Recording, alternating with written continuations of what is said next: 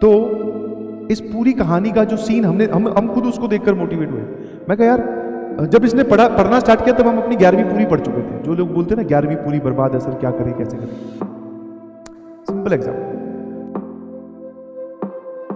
वही था ना कि उसके पेरेंट चले गए थे, उसके पापा, और वो बोल के गए थे कि इसका ध्यान रखिएगा प्लीज, समझ में आया। और वो उस इंसिडेंट के बाद में जब वापस घर पे आया अपने पिताजी को स्टेशन छोड़ के, तो उसके मन में जो गिल्ट थी वो ये थी, रेदर देन होनी ही चाहिए कि भैया पापा आए परेशान हुए, मुझे पढ़ना चाहिए, वो ना होकर उसकी गिल्ट ये थी, अरे यार उस जूलॉजी वाली कॉपी की जगह अगर फिजिक्स वाली कॉपी होती ना, बच जाते। तो मतलब उसको उस इंसिडेंट से इतना फर्क नहीं पड़ा, ठीक है, हाँ नहीं सुधरा, हाँ बिल्कुल सही। अब ये बातें आगे चली, उसके जो पेरेंट्स के फोन थे वो लैंडलॉर्ड के पास भी आते थे रेगुलरली, फिर वो चेक रखने लगे अपने बेटे पर कि भैया ये क्या कर रहा है, पढ़ रहा है कि नहीं पढ़ रहा है।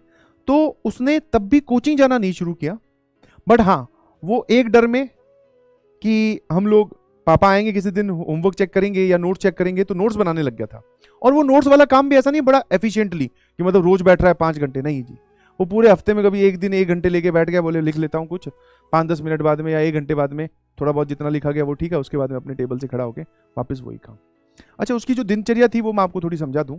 वो पीजी से भी गायब रहता था, हॉस्टल से भी गायब, मतलब पीजी से गायब, कोचिंग तो जाता ही नहीं था। हम लोगों से भी उसकी मुलाकात इन एंड आउट होती थी, समझ में आया। कभी कभी ऊपर बातें हो रही है बालकनी में बैठ के, तब आ गया, मतलब हमें पता था कि ये एक लड़का है जो यहाँ रहता है और ये हमारे ही फ्लोर का है, समझ में आया। उसका मैक्सिमम टाइम जो है वो कैफे में बीतता था। कैफे ये कॉफी वाले नहीं, वहाँ पर साइबर जो साइबर होते हैं ना, साइबर कैफे, उनको भी जहाँ पे कंप्यूटर वगैरह लगे होते हैं, उस टाइम पे लैपटॉप इतने प्रचलन में नहीं थे, और वैसे भी 10th से निकले हुए बच्चों को 11th-12th में कोई लैपटॉप दिलवाता नहीं था उस वक्त पे। तो अभी तो आपकी नीड है। तो वो कैफे जाता था, समझ में, और कैफे में उसको गेमिंग की बड़ी आदत थी, लत थी बहुत भयंकर, समझ में आएगी नहीं समझ में। हाँ यही कैफे में जाकर गेम खेलना, काउंटर स्ट्राइक था, और उसके बाद में एक वो क्लैश ऑफ क्लैंस और ये सब भी था शायद। मतलब एक तरफ आप अपनी सेना बनाओ, दूसरे वाला जो ग्रुप होगा वो अपनी सेना बनाएगा, आपस में अटैक करेंगे, ऐसा कुछ गेम था उसका। सुबह से लेकर शाम तक यही काम था, बिल्कुल सही। अब हुआ क्या कि आप कैफे में जाते हो, तो उसने शायद अपनी फर्स्ट इंस्टॉलमेंट जो थी कोचिंग की वो जमा करवाई थी, उसके बाद की जो सेकंड इंस्टॉलमेंट, थर्ड इंस्टॉलमेंट है वो वहां जमा ही नहीं करवाई। इनफैक्ट उसका जो नाम है वो वहां से कट चुका था, समझ में। और भी जैसे रेंट वाला तो उसको जरूर देना पड़ता था, बिकॉज उसके जो लैंडलॉर्ड थे हमारे, वो उसके पिताजी से डायरेक्टली कनेक्टेड थे। तो बाकी जगह से जो घर से पैसे आते थे वो बचाता गया, और बचाता क्या गया, सारा कैफे में देता गया। तो उस टाइम पे तो फीस भी बहुत महंगी हुआ करती थी, मतलब बहुत महंगी इन द सेंस 60-70 हज़ार रुपये कोचिंग की फीस थी, जिसमें से 20-30 हज़ार रुपये फर्स्ट इंस्टॉलमेंट ले लेते थे। और तब के टाइम पे 60-70 हज़ार तो कम बोल रहा हूँ मैं, पर बहुत होते थे। तो वो जितने भी टाइप के खर्चे होते थे सारे अपने बचाकर कैफे में लगाता था। खर्चे नहीं, मतलब ये तो चोरी होगी बेसिकली, फीस चुरा ली, ठीक है, हाँ है ना। अब हुआ क्या कि उसकी जो कैफे की, मतलब आप पूरे साल आपने इनिशियल अमाउंट पे किया, चलो वो आपने जो इंस्टॉलमेंट से चुराया था वो आपने कैफे वाले को दे दिया, बट उसका बिल भी तो रोज आता है ना, बिकॉज वो 1 घंटे के उस टाइम पे 20 रुपए लिया करता था। अब मान लो 10 घंटे भी बैठ रहा है तो 200 रुपए, तो भाई साहब एक अच्छा खासा बिल उसका बनता है। और दूसरा, वो जो गेमिंग वाले लड़के होते हैं ना, ये एडिक्ट जिनको बोलते हैं आप, तो वो उस टेबल से उठते नहीं है, आपने देखा होगा, खाने पीने का भी ध्यान नहीं रखते। तो उनका जो खाना पीना था वो भी उसी कैफे में होता था, चिप्स कुरकुरे कुछ ऑर्डर कर लिया, पैटी बर्गर और ये सब, तो इनका भी बिल जुड़ता था भैया। तो उसके जो पैसे है वो खत्म होने लगे। तो अब जो सिचुएशन है वो उसकी उधारी वाली चलने लगी, क्योंकि इतने दिन से वो लड़का वहीं बैठा है, तो कैफे वाला भी समझ गया ये यहीं रहेगा, कहीं नहीं जाएगा। तो पहले उसके जो अमाउंट था वो खत्म हुआ, फिर उसने कुछ दिन उधारी की। अब वो मूवमेंट आ चुका था कि अब वो कैफे वाला था ना, वो भी बोलने लगा कि भाई कब देगा पैसे, अब तो उधारी थे वो करते हुए 1.5-2 महीने हो गए, अब तो पैसे निकाल, उधारी में ही बहुत पैसे हो गए। तो भैया उसने पहली जो हरकत की वो ये थी, वहां पर साइकिल जो है वो आए दिन चोरी हो जाती है। हाँ चोरी बहुत होती है साइकिलों का, आपकी साइकिल मैस के बाहर खड़ी है, कोई और उठा लेगा। सिंपल सा तो एक वो जादू छल्ले वाला लॉक होता है, उसके जोर से मुक्का मारो तो खुल जाए। तो उसने क्या किया, इंटेंशनली अपनी साइकिल बेची। ये तो हमें बाद में पता चला, मैं आपको शुरू से ही बता रहा हूँ। इंटेंशनली गया और अपनी वो साइकिल बेची, समझ में आएगी नहीं समझ में, ठीक है। अब साइकिल बेची तो वहां से भी पैसे आ गए, जितने भी 1500-1600 रुपए बिकी, और घर पे फोन कर दिया कि मेरी साइकिल चोरी होगी, मुझे कोचिंग जाने में गड़बड़ होती है, तो मुझे एक नई साइकिल लेनी है, तो कुछ वहां से भी आ गए, ठीक है। तो एक छोटा मोटा अमाउंट उसने इकट्ठा कर दिया 3-4 हज़ार रुपए का, जो कि वो अपने कैफे वाले को दे आया फॉर द टाइम, कैफे वाले का मुंह बंद करने के लिए। वो भी ठीक है, वो मान गया चलो पैसे थोड़े बहुत तो आ ही रहे हैं, ऑल्दो वो अमाउंट, वो पूरी उधारी पूरी नहीं हुई थी उसमें। फिर भैया फिर वापस वही चलता गया। अब माहौल आ गया था जनवरी फरवरी का, मतलब जब 11th की क्लासेस हमारी एंड होने वाली थी, तो at the end of the season फिर उसकी उधारी बढ़ गई। अब उसने बोला कि वो कैफे वाला फिर बोला कि पैसे दो भैया। उसने कहा दे दूंगा दे दूंगा। अब उसके पास जुगाड़ करने का कोई दूसरा रास्ता नहीं था, ठीक है। तो फिर क्या हुआ, उसकी और कैफे वाले की अनबन हो गई। अनबन मतलब वो तो बोल रहा था कि मैं दे दूंगा, कैफे वाले जो है वो माना नहीं। और वो जो वहाँ पे कैफे चलाते हैं वो भी लड़के टाइप से होते हैं, बहुत कम अंकल वगैरह जो है वो चलाते हैं कैफे, वहाँ पे मैक्सिमम वो लड़के टाइप से चलाते हैं। तो भैया अनबन होगी, और दूसरा उसको पीटा। समझ में आया? अनबन जो है वो छोटी बात होती है, शायद किसी बात पर, इसी बात पर पैसे वैसे नहीं दे रहा था, उस पर बहुत पीटा, नहीं समझा है ना।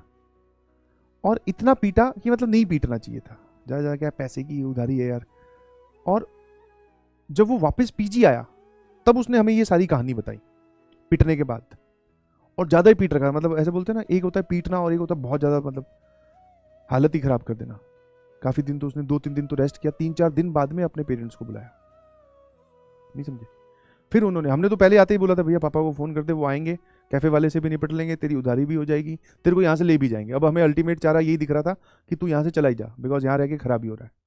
तो उसने 2-3 दिन तो रेस्ट किया उस पिटाई से, क्योंकि चोटें काफ़ी आई हुई थी। और फिर उसने अपने पिताजी को बुलाया, उसके पिताजी आए, बड़े ही वापस, उनको पता था कि ये सब होने वाला है शायद, क्योंकि वो अब की बार आए तो अब की बार तो कुछ भी नहीं बोले, उसको भी कुछ नहीं बोले। गए कैफे वाले की उधारी दी, और भी लोगों से पता किया कि इसकी कहाँ कहाँ उधारी है, सबके पैसे चुकता करे। उसको फिर एक और मौका दिया कि देख मेरे साथ चल पड़। वो भी इस बार यही मूड में था कि मेरे को लेके जाएंगे जबरदस्ती। और इनफैक्ट अब की बार मौका दिया नहीं, अब की बार उसने खुद मौका मांगा कि एक ट्राई और करना चाहता हूं पापा, एक और ट्राई। तो वही, वो उसके पापा ने इतना देख लिया था, बोले अब क्या होगा इससे ज्यादा क्या होगा। वो छोड़ के नहीं जाना चाहते थे, बट उसने मांगी एक, उसने खुद अपने पहले, मतलब अपने मुंह से पहली बार मांग रहा है कि मुझे पढ़ने के लिए एक मौका और दे दो, ठीक है। और हमसे पूछा क्या करना चाहिए, मैं कहा अंकल, अब हम तो यही बोलेंगे ना, अंकल ये बोल रहा है तो पढ़ ही लेगा ऑब्वियसली। बट मन में हम सबके यही था कि अब ये चला जाए अपने पिताजी के साथ दिल्ली वापस तो ज्यादा बढ़िया है। बट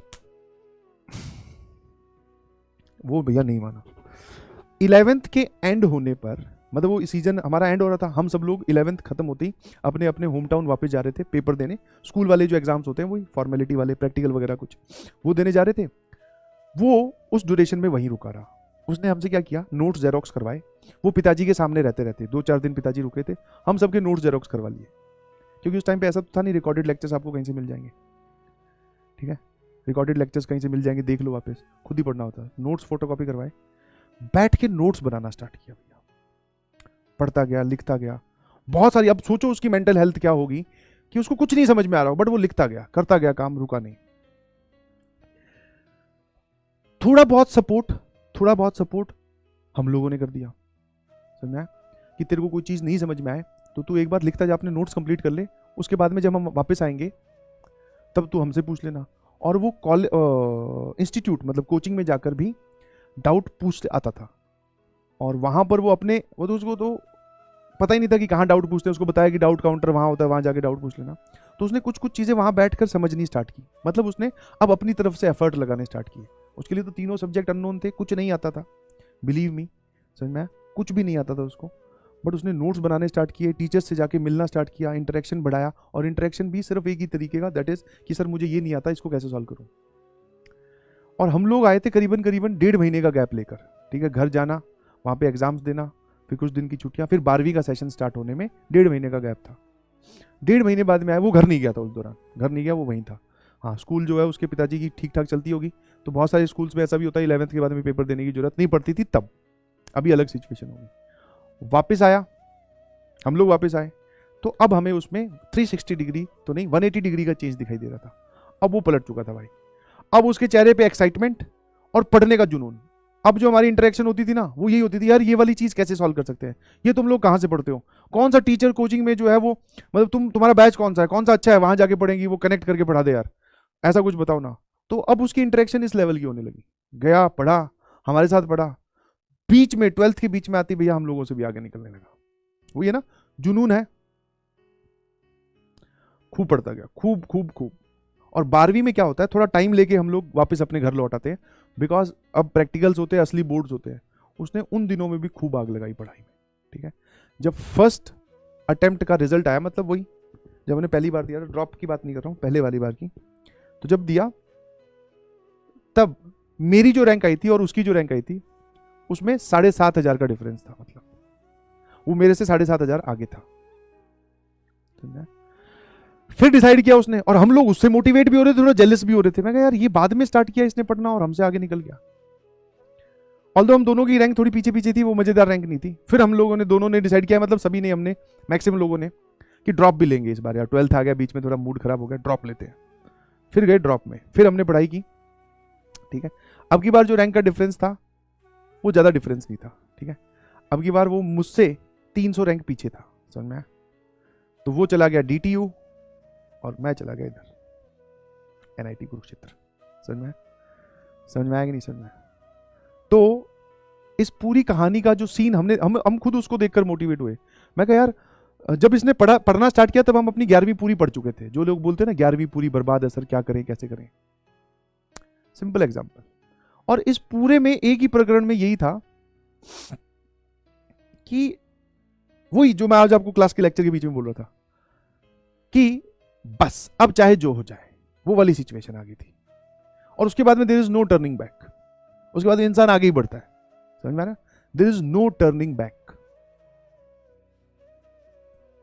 समझ में आया? तो मेरी आपसे अभी भी रिक्वेस्ट है, आपने बहुत पढ़ा है, 3 महीने अभी भी सफिशिएंट टाइम है, जान लगा दो पूरी।